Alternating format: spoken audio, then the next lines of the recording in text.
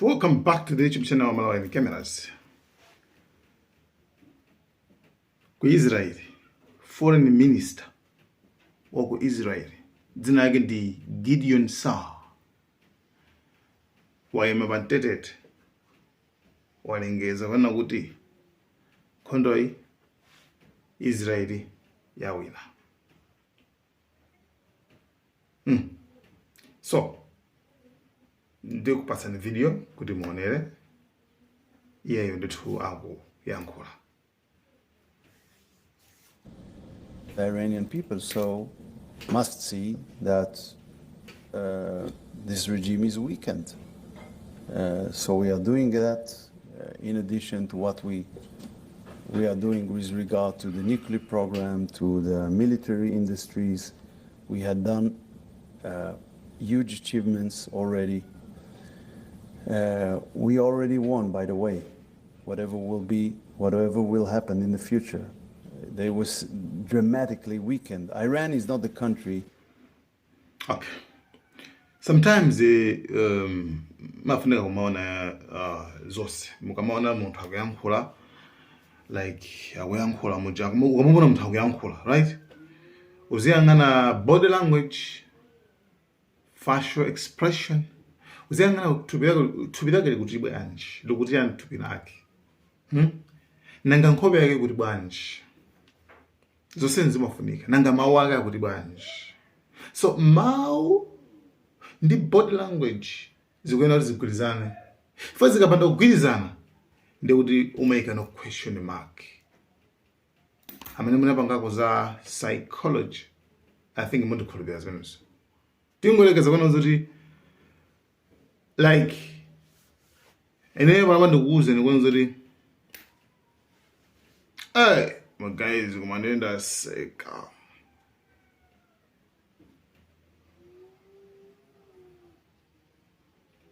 Yeah. Ndikuuze nekumandenda seka komando yoncho. I mean, it's funny, right? Komanso, I mean, inimukhulupirira zirane bacha. Iye ndikuuze ndaseka komando simukuona zoti ndikuseka. Right? Anyway, Kulu wabwera akuti ife ndi mene zilimu tawina khondoyi tawina. Check the body language. Mene akuyankhulira munthu ndi zimene akuyankhula pakamwa pake. Kodi kuwina chifukwa zimene okay, body language. Okay, chabwino, tell me. Zinakhala kuti munthu amene yoyo tipange versa akupereka uthenga awanena kuti taluza. Bweza kuoneka bwanji. Chifukwa body language imene ikuoneka ine pachapo ndi body language yoti taluza. Not tawina koma taluza. Body language.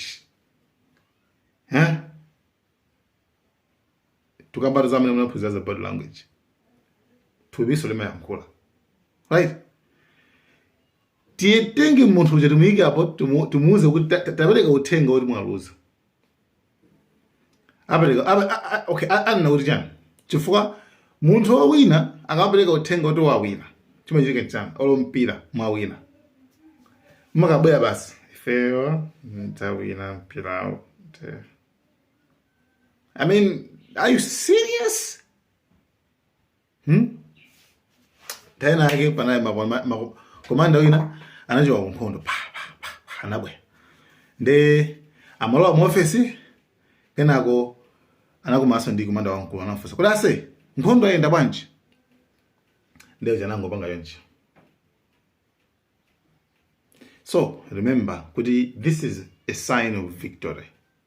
Zazwiri munthu akayimika zazwiri chonchi iyi ndi sign of victory. Okay, sign in their victory like tawina. Sign your winner. Munthu akazango re nderi makawiri tawina. V apa pali V apa.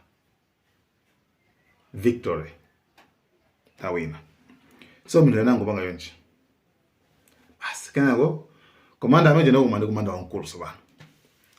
Kodi iwe ova kuza nkhondo imene anyamata napita nkhondo ova kuti ndati awina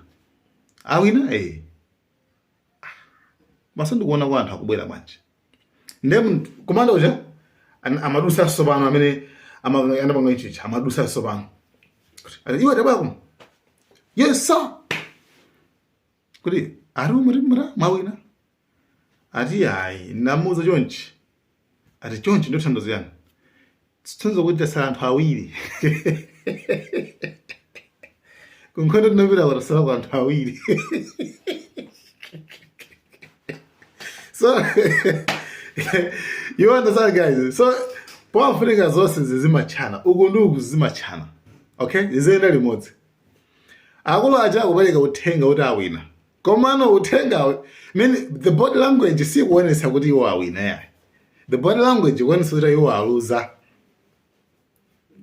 Sinera amene koma the body language like you take it pona akauri pali machina amene opangira scan kuti munthu komana amene munaphunzira zase komanso not kuphunzira kunali samadziwa kuti nkhope mina kupangira mina kuyankhulira pa iyi ndi sign yotani yoluza. So anyway, tipite ku number 2.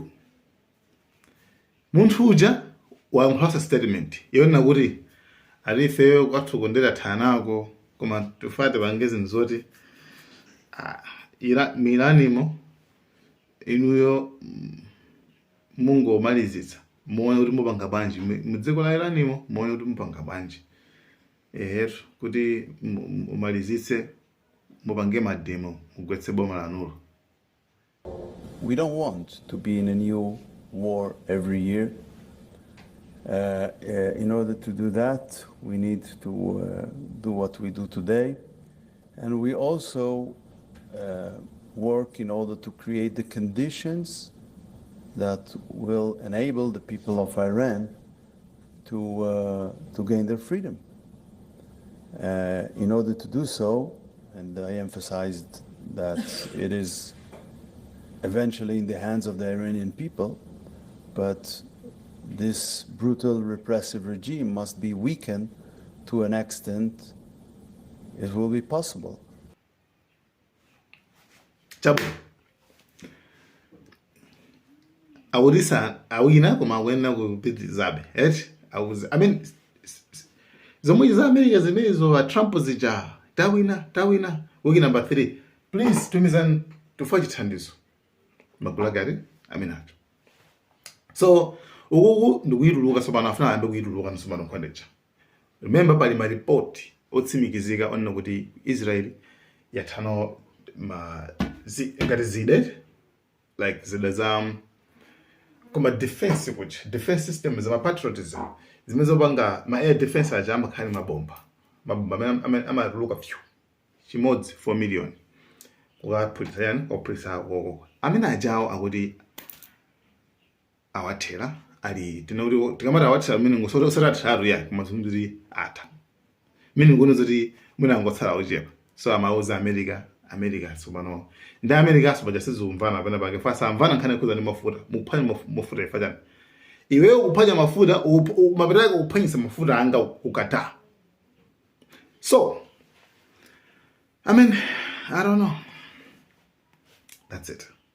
Nkhani yomalizira America mbapa ndi nkhani yonena kuti ku America ku Fort McNair US Air Base meneyo ku military kumene ku US Air Base, right, ku barracks.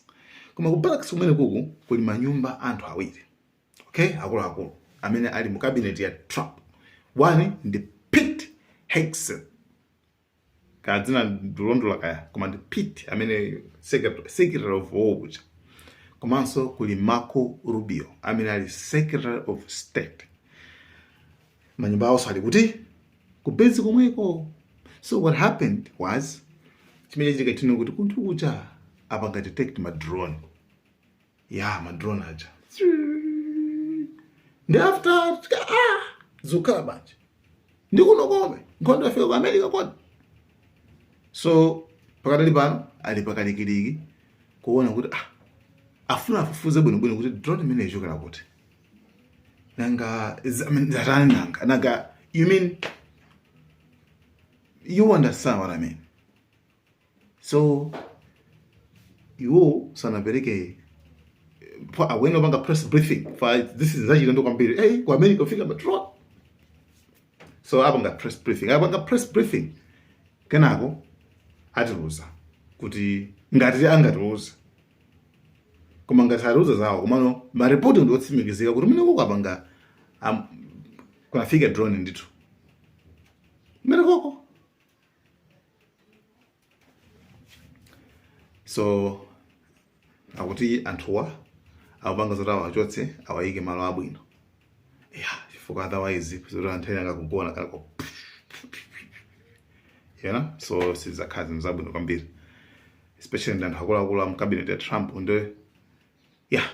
koma zozo zasimikizika koma tikufuna iwo anonge atiyankhule kuti drone imeneyi akuyifufuza drone wangu watsimikiza zofikazo koma afuna ifufuze drone yachoka kuti nanga imadzarani bomba la mazarani imadzakupulitsa. Anyway guys, thank you so much. Ma update adakalipo nditu lero nditu mukhalepo mpo chifukwa tipasana ambiri ma update lero mukhalepo mwepo.